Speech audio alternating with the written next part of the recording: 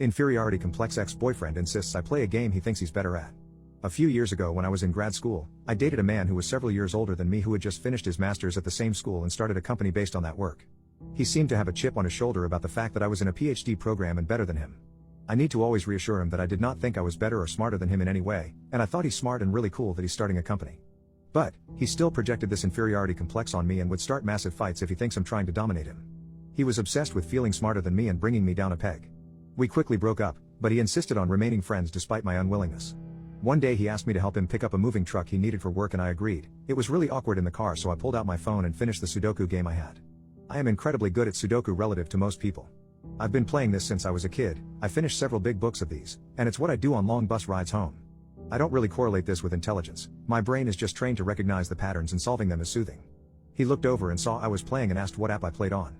I said I just play on a certain website I like, and when he asked why I don't use a Sudoku app I tried to be as neutral as possible in my response, and said that the website had a nice spread of difficulty, and that every app I tried had either been all too easy. He said, "Oh really?" and insisted I try the app he has on his phone because he was sure I would find it hard. So, I complied. I opened up the hardest setting puzzle in his app and solved it in about a minute, beating the record on his phone by at least a minute and a half. I showed it to him and he seemed alarmed and basically said I got lucky. So, I played several more times.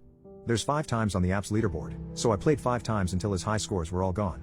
His shock and frustration at this was satisfying on its own, but many months later when I had long forgotten about it, he randomly sent me a screenshot of his puzzle in that app with a faster time, except it was for the easiest puzzle setting.